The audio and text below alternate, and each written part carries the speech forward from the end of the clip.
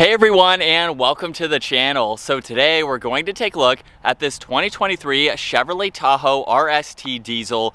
Huge shout out to Carolina Auto Direct for providing this vehicle for me today. Check out their website. They have a massive selection of pretty much brand new inventory.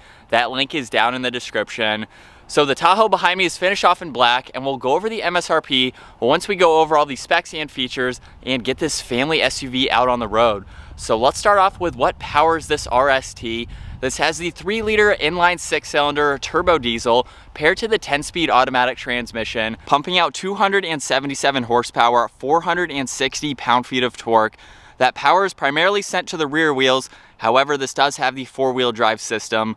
It weighs in right around 5,500 pounds. 0 to 60 can happen in just under 7 seconds with a top speed of 124. It also has a fuel capacity of 24 gallons. You'll expect to see around 15 miles per gallon in the city, 20 out on the highway. This also has a wheelbase of 120.9 inches. Its overall length is 210.7.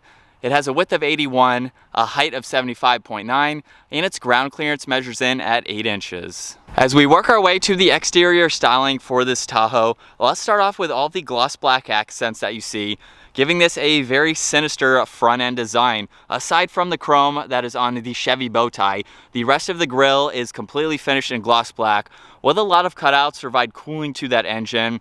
Now this also has LED headlights, DRLs, and turn signals, and I love how the DRL and turn signal surrounds that bodywork. It just gives it some very nice lines coming down both sides there, and underneath those you can see the massive inlets to provide even better aerodynamics for such a large SUV. So that is very helpful to have, as well as the parking sensors that are located throughout the lower section, and then there's some more cutouts right in the middle to provide even more cooling.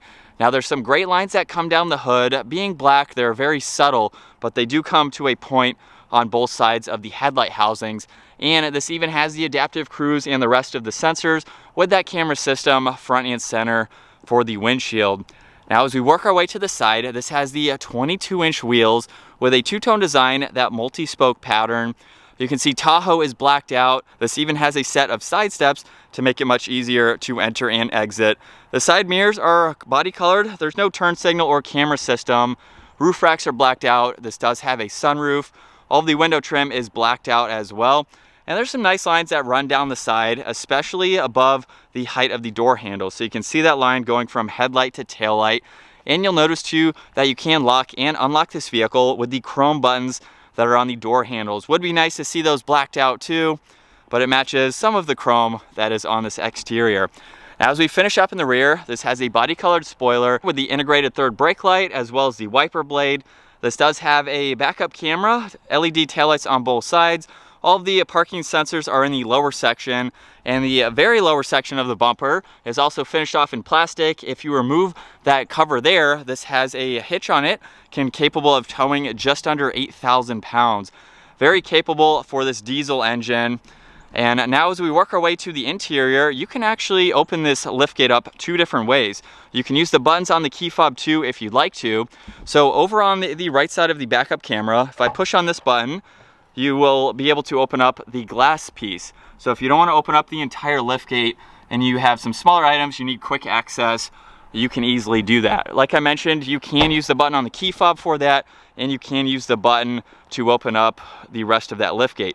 Now this also has remote start, so if I lock it and double tap on this button, this will fire right up. Really good feature to have, especially for a diesel. And then if I just hold on this button, we can shut that back off. So from there, if I double tap on this middle button, the power liftgate will open up, and we can take a look at the rest of the storage. This is an 8-seater vehicle, so you have 3 seats for your third row there, and you have a little bit of storage underneath the floor. If you want to put some thinner items there, there's some tie-down hooks as well, even a place where you can put a cover, so you can have that going across if you need to. And you can tell with one of the seats down, it's very easy to do. Just simply pull on that. The headrest will go down. You do have to have that back seat or the second row there. Oh, there we go. You have to have that second row in the correct position. So a real world situation right here where you'd have to go around and do that. But it's nice that they are manual. It does make it quick, even though you would have to do that. So you can see you have a lot of space. And then from here, I can just grab on the strap. A little bit of a heavy seat, but that will lock back into place. and you have a good amount of space with the third row up. Very impressed. You can have this packed full of people. There is one button up top, so that way you don't have to close that yourself. So as we work our way to the back, if it was locked, like I mentioned earlier, or like it is now, you can push on that button and unlock it, where this has a beautiful door panel. There's leather, red stitching, almost a carbon fiber-like weave in this design with some brush trim, even more leather on the top there. We have the aluminum release handle, one window control, split level for the storage there, and this even has the Bose audio. You'll notice that red stitching works its way to these beautiful leather seats where there's more of that trim running right down that stripe. It's even in the lower section too. Now to work our way to the third row seating, you'll notice there are two controls on the seat.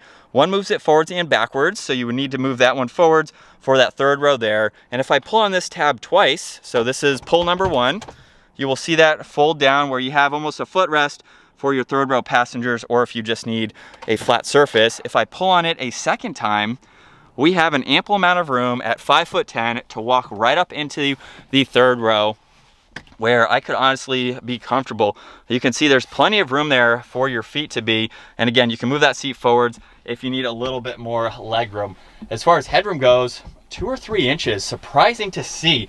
This is a big SUV, so maybe not that surprising, but I could definitely fit back here and be in the third row if I needed to. I was actually in an Uber a couple weeks ago in the third row of a Tahoe. I didn't have any problems going around town. On a long trip, maybe a little bit uncomfortable, but it's doable for 3 people. You get cup holders, you get some auxiliaries to charge electronics, and you still get a good amount of visibility. That pillar's not all that bulky, but we have massive windows on both sides.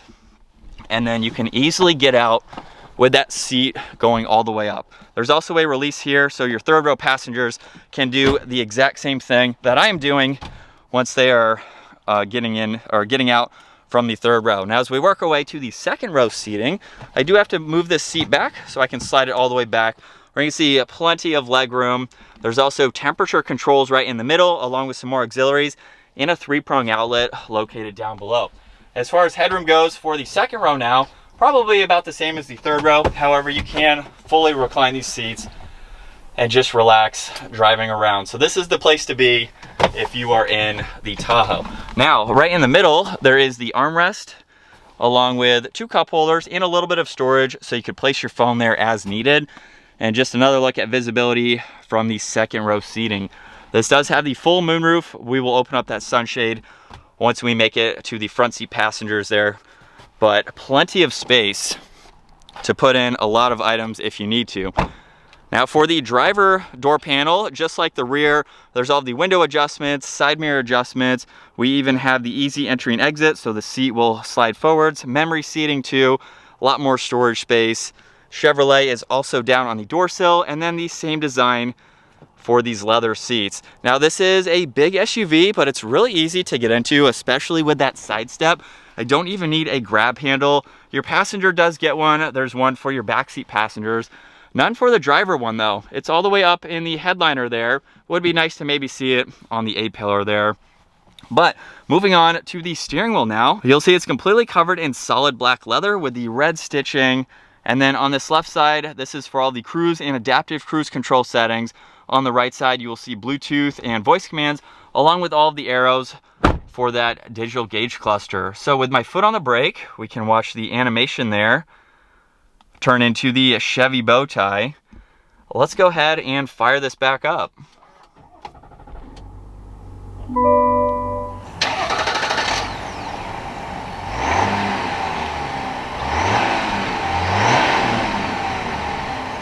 And looking at the digital gauge cluster, on the left side is the miles per hour, on the right side is the tach, and then right in the middle, we have a lot more information to go through. You can look at your phone when you have that paired. There's even the different display layouts. So currently it is in classic. If we go to progressive, you will see it change, of course. There's also a digital setting. And then the last one is a clean setting. So just depending on how you'd like to view this information, if you don't want anything to pull up, you can strictly just look at your miles per hour. So it's nice to have those different settings available. And then if we go back, you can even decide what you'd like to see on both sides. So the compass is on that left side. Right side is showing you the driving mode. There's the lower section that you can adjust to. And again, it just depends on the important information to you and what you would like to see. Now there's also miles per hour. You can look at all the driving summaries, so your trip information, there's timers, even your TPMS, your distance pacing, and then a lot of vitals that you can go through to keep an eye on everything. And then we also have the music you can pull up, and we are back to the compass. Not a ton of info, but it is very helpful to have. Now over on this left side, there are a lot more controls, all the headlight adjustments, there's even the different driving modes. So currently it is in normal. If I twist it to the right, there's also a sport mode. You will see a normal again. We also have off-road and then a tow and haul mode. So you can go through those as needed. Just above that, you will see the electronic parking brake. There's also all the four-wheel drive selectors that you can go into, along with a downhill assist control. There's the engine start-stop feature, along with the parking sensors, which you can turn on and off, lane keeping assist, and then traction control too. Now as we work our way to the center infotainment system, this is a touchscreen system, where currently you can see with these icons, there's audio, we can go into the maps. So this has Google Maps. You can pull that up in full screen to further go through all that information, of course. On the lower left, this is the home icon, so we can get it back to phone, Play Store. You can see the Google apps there, even trailer lights. You can go through a lot of information. Even look at the split style, so you can have music and your map there, and you can configure that to see a little bit more. Now on this upper left, if I push on all these bubbles here, you will see that basically data plan from your vehicle manufacturer. So I believe this is for the data plan, as it just said. Now on this left side, you can go into the trailering system, so if you use that a lot, you can have that set up. This square here with the lines through it is for your phone, so you can pair that. You can pull up the navigation again, you have music, and then home was in the lower section. Now if we go to the camera system, you will see the backup camera there with the guidelines. There's even a trailering line that you can pull up, so there are some pretty good graphics to go through all of that. Now underneath, you will see more leather and stitching. There are 2 air vents. On the passenger side, you'll see there's a little compartment here. I'm not sure what you would put in there. Kind of seems like an odd design, but you have that along with the hazards. And then on the left side of the screen, this is how you can go through park, reverse, neutral, and drive. There's also a low range where you can shift if you need to. So if you are towing with this, you can adjust the gears that you're in. Now in the lower section, we do have some physical buttons for that upper screen. There's a home icon, tuning, a back arrow. You can even use this rotary dial to further go through this information. So you can scroll on that and then push on the check mark there to go into what you are in. And then we have power and volume for the radio, and all of the climate controls are nicely laid out. So fan speed, where you like the air to go, temperature for your driver and passenger, and underneath that, this does have heated seats. So you will see those.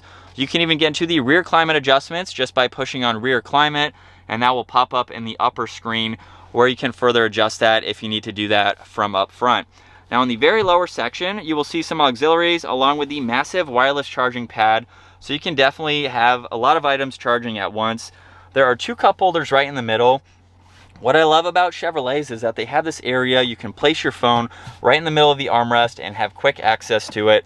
And if you open this up, a massive amount of space where you pretty much have room for anything you'd like to place, even another auxiliary so you can charge more electronics.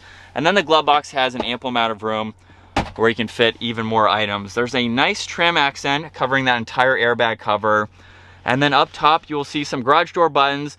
We also have the power liftgate, which you can shut off. You can open it up 3/4 or all of the way. We have the dome lights on both sides. And then the sunroof, like I mentioned earlier, we have the full sunshade going all the way to the back headrest, basically, to provide you with a lot of light. There's the sunroof adjustments as well, all of the OnStar controls too. As we set off now behind the wheel for this Chevrolet Tahoe, I've driven diesel trucks, I've driven a Tahoe, I've never driven a diesel Tahoe. So this is pretty cool to check out. They start right around $67,000, so let's just call it 70 grand. And so if you're a truck guy, you want a diesel truck, you have a family, you need a little bit more storage, but you don't want to sacrifice getting a diesel, you have basically a good combination here where you can pack the whole family, 7 other people, and then if you add the driver, and you can tow whatever you want. So if you need that diesel, you have a little bit different of a configuration with this massive SUV.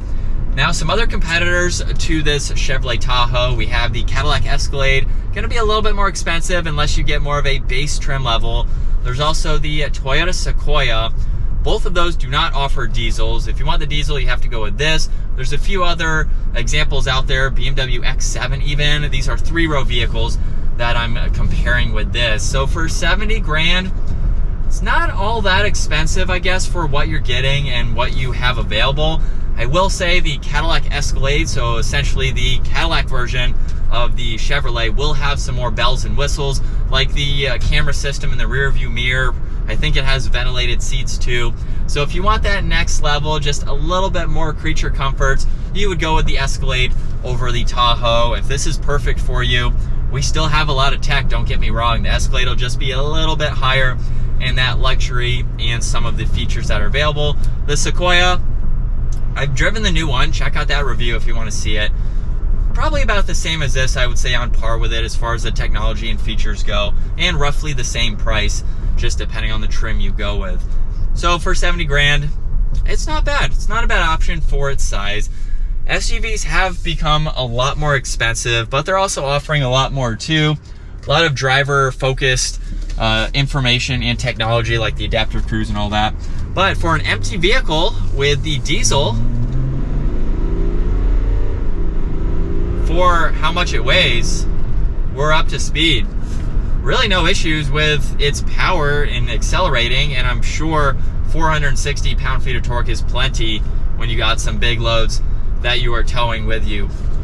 So as far as driving this, it's very comfortable and smooth. I really don't have any issues with that. There's really no wind noise, road noise, anything like that.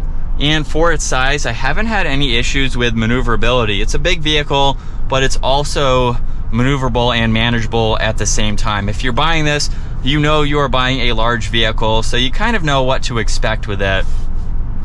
But I really like it. It's a pretty simple layout, not a whole lot of tech for this model, but it gives you everything that you need without going overboard. Simple, straight to the point, and it will be effective in your daily commute with passengers or with whatever you need to tow. So right around 70 grand, I think you get a lot for it, especially when you compare it to the Cadillac Escalade, which is going to cost more for the same version. So obviously trim level for trim level, it might be very similar. But if you want a lot of this tech, you want even more features, that is going to be a lot more pricey. So when you look at that and you compare to the Tahoe, it seems like a bargain for the items and all of the materials that you have. So let's give it another mile acceleration. And light on the throttle. This thing moves. Plenty of torque to get this up in that lower range. But I really like it. I think it's a good option for the size and what it has to offer. But I think that's going to wrap it up for this walk-around review and test drive behind the wheel of the 2023 Chevrolet Tahoe RST Duramax. Once again, huge shout out to Carolina Auto Direct for providing this for me today. Check out their website. Also give the video a huge thumbs up if you enjoyed it, and smash that subscribe button so you don't miss out on our daily uploads. And I will see you all in the next video.